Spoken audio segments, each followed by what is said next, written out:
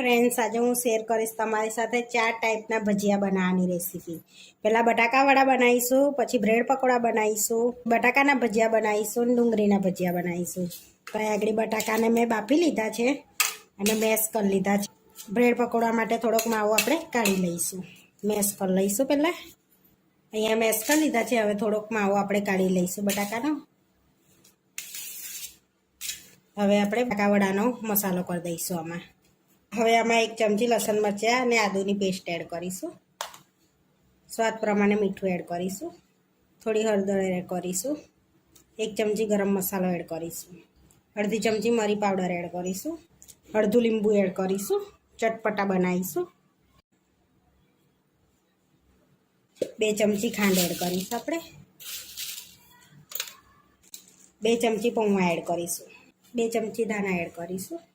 આ બધું મિક્સ કરી લઈશું અને આની અંદર એક વઘાર એડ કરીશું આપણે. જો માવો ઢીલો થઈ જાય તો પૌવા એડ કરી દેવાના અંદર, એટલે માવો ઢીલો ના લાગે. તો વઘાર એડ કરવા માટે આપણે અહીં આગળ તેલ ગરમ કરી દીધું છે. અડધી ચમચી રાઈ એડ કરીશું. રાઈ તતડે એટલે કરી એડ કરીશું અને આ વઘાર આપણે અંદર એડ કરી દઈશું અને બધું સરસ મિક્સ કરી લઈશું. હવે આપણે સરસ માવો બધો મિક્સ કરી દીધો છે બટાકાવાળાનો. હવે થોડી વાર રેસ્ટ આપીશું જેથી પૌવા અંદર પલળી જાય. ત્યાં સુધી આપણે બ્રેડ પકોડાનો માવો તૈયાર કરી લઈએ. બ્રેડ પકોડાનો માવો બનાવવા માટે આપણે થોડુંક પહેલાં તેલ લઈ લઈશું, 1 પરી જેવું. હવે ગરમ થવા દઈશું. તેલ ગરમ થઈ ગયું છે. હવે થોડુંક જીરું એડ કરીશું આપણે, અડધી ચમચી જેવું. અંદર એડ કરીશું હિંગ થોડીક. લસણ આદુ મરચાંની પેસ્ટ એડ કરીશું 1 ચમચી. મસાલો શેકાઈ ગયો છે. હવે અડધી ચમચી આપણે મરી પાવડર એડ કરીશું. અડધી ચમચી ગરમ મસાલો એડ, થોડી હળદર એડ કરીશું. લાલ મરચું એડ કરીશું. અહીંયા તીખું છે ને એટલે થોડુંક એડ કરીશું અને શેકીને હવે માવો એડ કરી દઈશું આપણે અંદર. બધું મિક્સ કરી દઈશું અને પછી લાસ્ટમાં મીઠું એડ કરીશું આપણે. હવે થોડું મીઠું એડ કરીશું સ્વાદ પ્રમાણે. ધાણા એડ કરી દઈશું થોડાક. બધું મિક્સ કરી દઈશું આપણે સરસ. આપણે બ્રેડ પકોડાનો બી માવો રેડી થઈ ગયો છે. હવે ઠંડો થવા દઈશું. ત્યાં સુધીને આપણે બટાકાની ચિપ્સ પાડી લઈશું, ડુંગળીની ચિપ્સ પાડી લઈશું. આપણે બટાકાની સ્લાઇસ કરી લીધી છે જો આ રીતે પાતળી પાતળી. હવે થોડી વાર પાણીમાં રવા દઈશું ને પછી કોરી કરી લઈશું.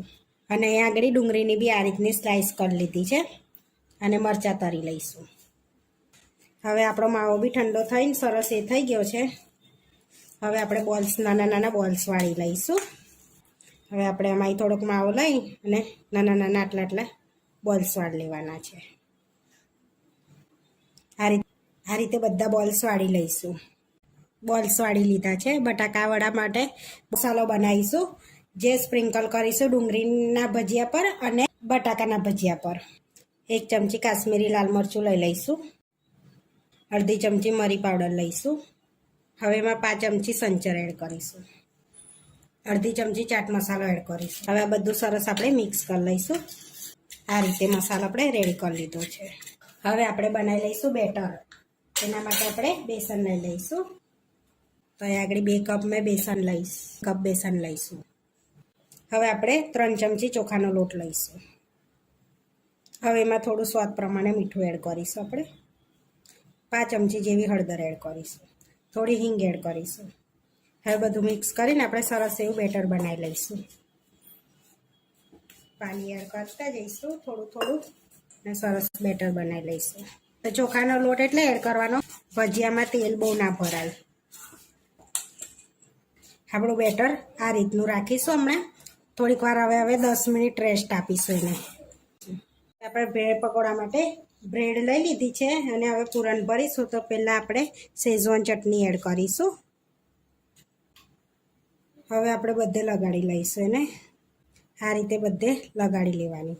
હવે બટાકાનો માવો ભરી લઈશું આપણે આ રીતે. હવે એની પર આપણે બીજી બ્રેડ મૂકી દઈશું. હવે આપણે કટ લગાડી લઈશું બ્રેડને.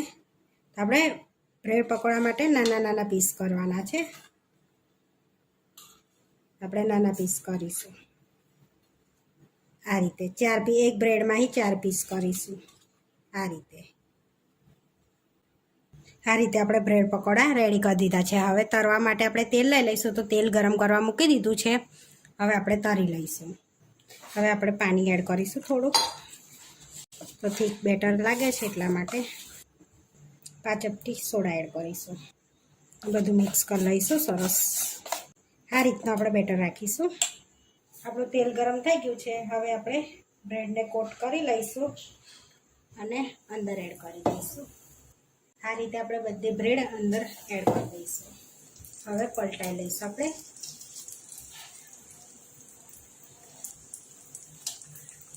બ્રેડ પકોડા તરાઈ ગયા છે. હવે તેલની તારીને આપણે બધા લઈ લઈશું પ્લેટમાં. હવે પ્લેટમાં કાઢી લઈશું આપણે. હવે આપણે મરચાંના ભજીયા તળ લઈશું. તો આ રીતે ડીપ કરી અંદર એડ કરી દઈશું. હવે પલટાઈશું આપણે અને ધીમા તાપે તરાવા દઈશું. હવે આપણા મરચાંના તરાઈ ગયા છે. હવે કાઢી લઈશું આપણે પ્લેટમાં. હવે આપણે ડુંગળીના તરી લઈશું.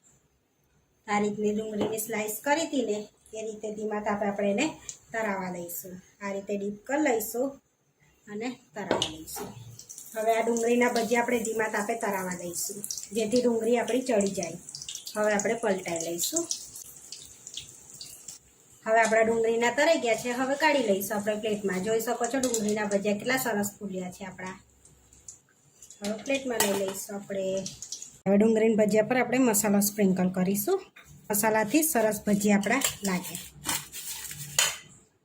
હવે આપણે બટાકાવાળા કરી લઈશું. તો બેટરમાં ડીપ કરીને અંદર એડ કરી દઈશું.